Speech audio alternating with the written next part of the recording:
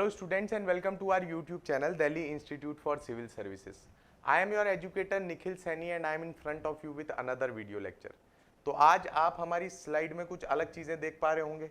तो ये क्या चीज़ें हैं उनके बारे में बात कर लेते हैं। सबसे पहले ये हैं आम आदमी पार्टी के प्रेसिडेंट श्री अरविंद केजरीवाल जी, ये हैं हमारे पंजाब के सीएम भगवंत मान जी, और इन दोनों की जो पार्टी है आम आदमी पार्टी, ये उनकी पार्टी हो रही। क्या कारण है इस पार्टी के पीछे, आखिरकार क्यों इतने खुश लग रहे हैं ये सब लोग, उसके बारे में हम इस वीडियो लेक्चर के अंदर जानेंगे। तो इस खुशी के पीछे कारण है कि आम आदमी पार्टी को नेशनल पार्टी का दर्जा मिल चुका है। सो नाउ आम Aadmi party is a national party. इस चीज पे चलने से पहले कि किस तरीके से आम आदमी पार्टी को नेशनल पार्टी का दर्जा मिला, हम ये जानते हैं कि नेशनल पार्टी क्या होती है, स्टेट पार्टी क्या होती है, कितनी तरीके की पार्टीज हमारे यहाँ पे पाई जाती हैं, उन सारी चीज़ों की हम इंफॉर्मेशन लेते हैं और फिर उसके बाद चलते हैं कि क्या जर्नी रही आम आदमी पार्टी की from a simple party to a national party, उस चीज़ के बारे में हम जानेंगे।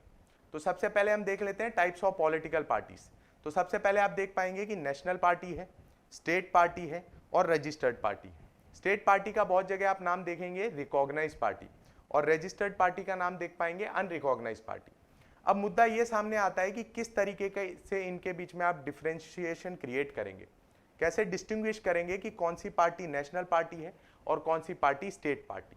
तो सबसे पहले ये जानते हैं कि क्या क्राइटेरियाज होंगे जिसके थ्रू हम ये बता पाएंगे कि ये वाली पार्टी जो है नेशनल पार्टी कहलाने वाली।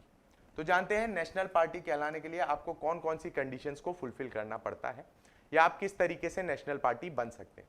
तो सबसे पहले अगर आप 4 स्टेट या 4 से ज़्यादा स्टेट्स के अंदर रिकॉग्नाइज पार्टी हैं, स्टेट पार्टी हैं, तो आपको नेशनल पार्टी का दर्जा मिल जाएगा। और तो ये सारी कंडीशन आपको साथ में फुलफिल नहीं करनी है, इनमें से एक कंडीशन अगर फुलफिल हो जाती है तो आप नेशनल पार्टी बन जाएंगे। और won 2% of total seats in Lok Sabha from 3 states. 2% seat जीती है लोकसभा में, पर ये 2% सीट सिर्फ एक स्टेट के अंदर से नहीं होनी चाहिए या 2 स्टेट के अंदर नहीं होनी चाहिए। नेशनल पार्टी मतलब वो पार्टी जिसमें पूरी देश की जनता जो है विश्वास रखती हो।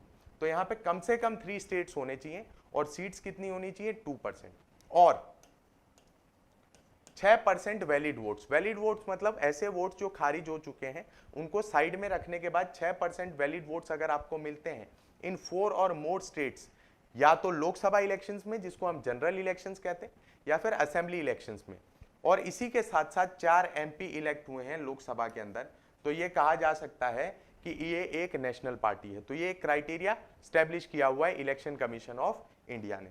तो मुझे उम्मीद है कि नेशनल पार्टी किस तरीके से बनते हैं ये चीज आपकी क्लियर हो गई होगी। अब चलते हैं आगे और स्टेट पार्टी को समझते हैं कि स्टेट पार्टी क्या चीज है।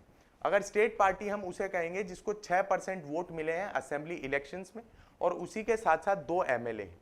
तो इससे हम ये चीज जो है कंक्लूड कर सकते हैं कि उस स्टेट के अंदर उस पार्टी को लोग सपोर्ट कर रहे हैं। दूसरी चीज 6% vote in Lok Sabha elections, that is general elections, और उसी के साथ साथ यहाँ पे क्या है, एक एमपी है उनके पास।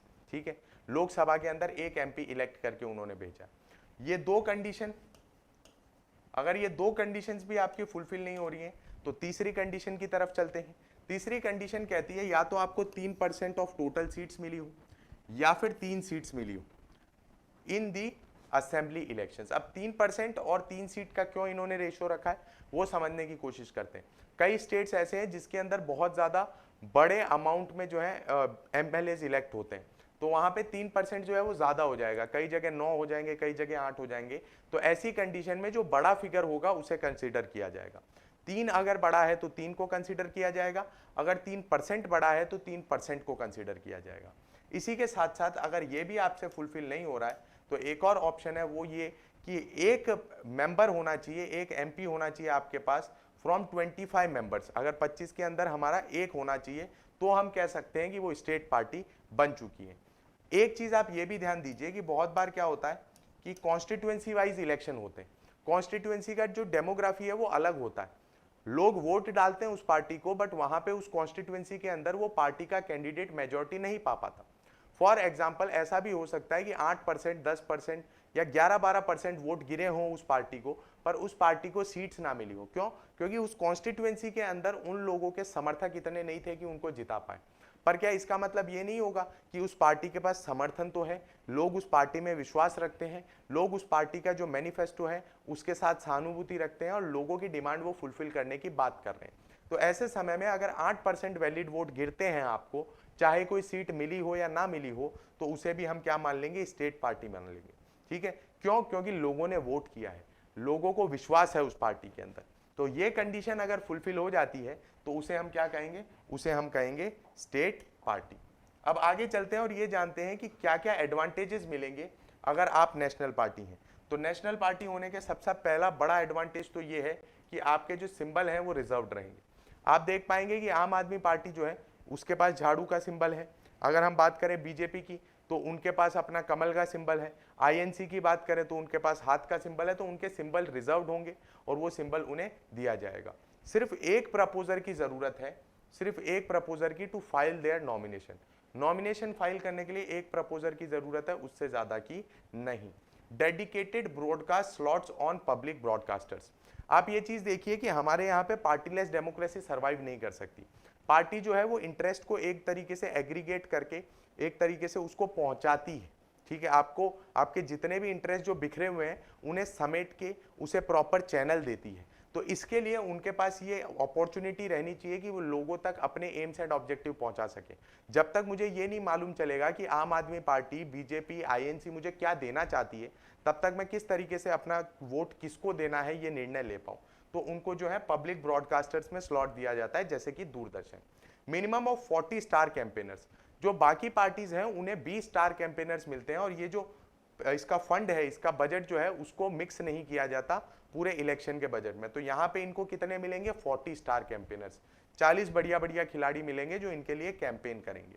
गवर्नमेंट बंगलो मिलेगा न्यू दिल्ली में पार्टी प्रेसिडेंट को। जो भी नेशनल पार्टी का प्रेसिडेंट होगा उसे न्यू दिल्ली के अंदर एक गवर्नमेंट बंगलो मिलेगा और उसे ऑफिस खोलने के लिए भी सब्सिडाइज रेट पे ऑफिस जो है वो मुहैया कराया जाएगा। क्योंकि आप ये चीज समझिए कि अब वो नेशनल पार्टी हो चुकी है, पूरे देश के लोग कहीं ना कहीं उससे जो है सहानुभूति रखते हैं, उसको सपोर्ट करते हैं और लगता है कि ये पार्टी हमारे लिए कुछ चेंज ला सकती है। तो इसके लिए ये सारी चीजें जो है एक नेशनल पार्टी को दी जाती है। चलिए अब आगे चलते हैं और समझते हैं journey of Aam Aadmi party as a national party की। किस तरीके से नेशनल पार्टी की तरह उभर के आई आम आदमी पार्टी।